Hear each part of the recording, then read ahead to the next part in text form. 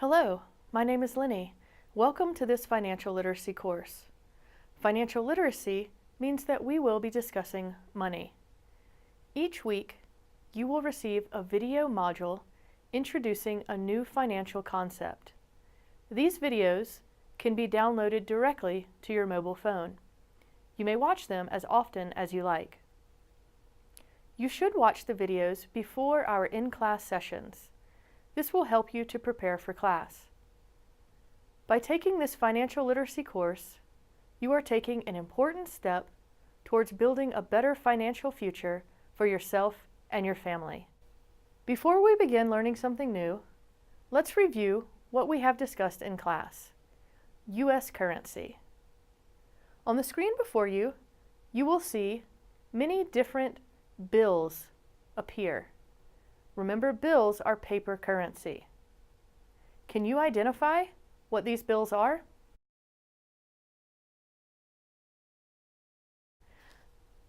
This chart will show you the correct bills. You should have identified a $1 bill, a $5 bill, a $10 bill, a $20 bill, a $50 bill, and a $100 bill. Great job! Now you will see pictures of different coins. Can you identify the different coins? This chart will show you the correct coins. Here we see a penny, or 1 cent. Here, a nickel, or 5 cents. Here, a dime, or 10 cents. And here, a quarter, or 25 cents. Excellent! Okay, let's practice using our money.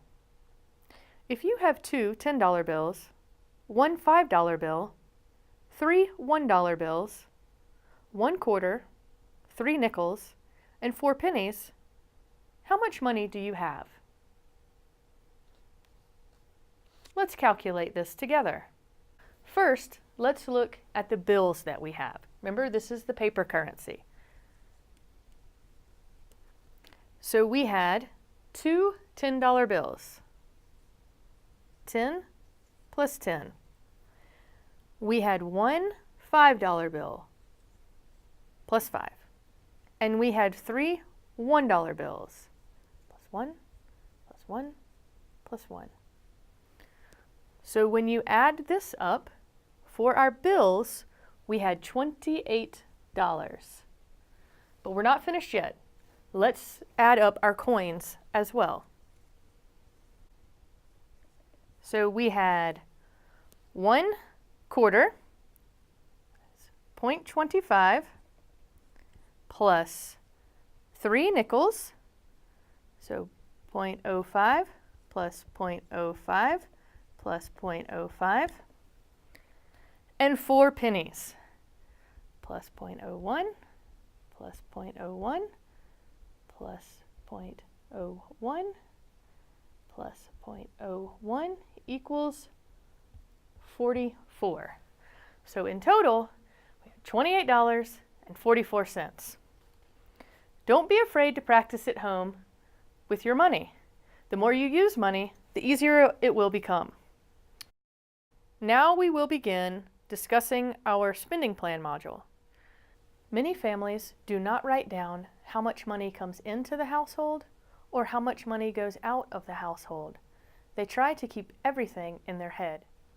As a result, families struggle at the end of the month to pay for food, transportation, and utility. By keeping records of expenses, you will be able to better pay off debts, prepare for the future, and care for your family. Creating a spending plan helps you to know whether you have enough money to pay your bills when they are due. It also gives you a sense of control over your money.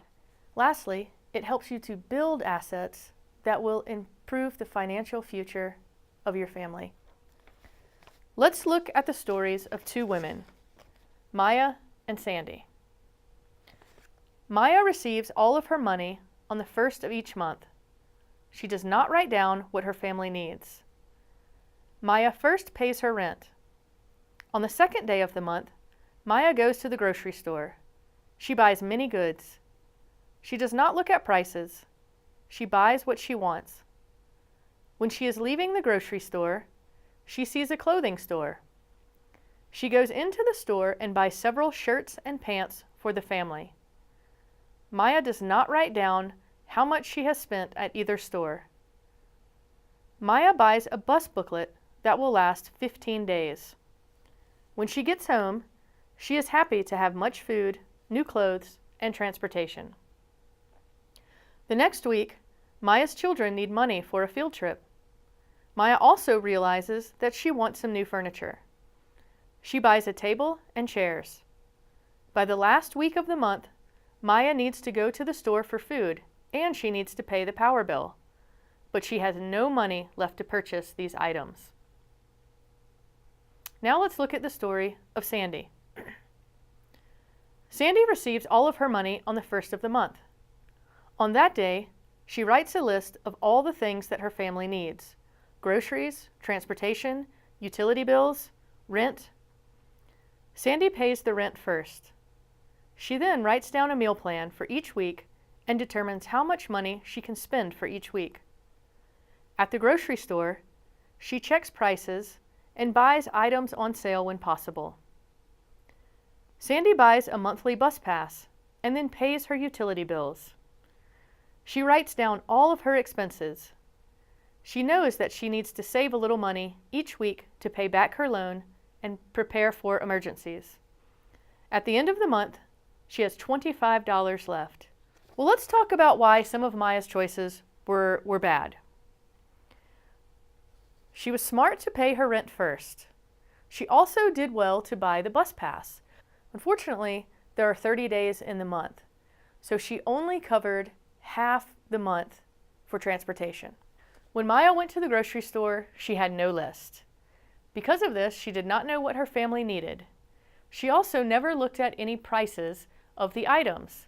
Therefore, she bought items that were not on sale or items that were too expensive for her family. Maya also bought a table and chairs that she wanted, not that she needed. Had she had a spending plan, she would have known that by purchasing this furniture, she would not have money to buy food or pay her utility bill at the end of the month. Sandy, however, did create a spending plan. Because Sandy had created a spending plan, she was able to provide her family with all of the necessities for the month and have a little money saved for the next month. So I want you to consider why bookkeeping is important. I would say that there are 5 primary advantages to bookkeeping. 1, you can remember how much money you have received, such as a paycheck. You can remember how much money you have spent, such as a rent check. And you know what you spent your money on, and this would be your budget. You can also discover if you are saving money. Bookkeeping helps you to make better choices about what you are buying. It also helps you keep a record of your purchases or keep a record of anything that you have bought on credit. And this will prevent people from being able to cheat you. Lastly, by keeping records, the entire family knows how funds are being used. And this prevents the misuse of funds by any family members, the misuse of money by any family members. Now we're going to look at an example of a family of 5 and how they create a spending plan. The family of 5 receives $2,500 through benefits and a paycheck each month. Each month, the needs are discussed and the following spending plan is created. The first item is rent. Rent in Colorado is very expensive. This family pays $1,200 a month for a 2-bedroom apartment. The family also needs to budget for food. They budget $200 a week or $800 a month for food. Transportation is important. Each month, the family spends $150 for a monthly bus pass for 3 members of their family. Utilities cost $165 a month, and the mobile phone plan is $30 a month per person or $60 a month for two. If the budget is followed and no emergencies arise, the family is able to save $125 each month. It is important that you write down all of your expenses and keep records of how much money is spent and how much money remains. With the $125, the family should start a savings account. This will allow them to pay back loans, and it will help them to prepare for emergencies. We will talk more about savings accounts later.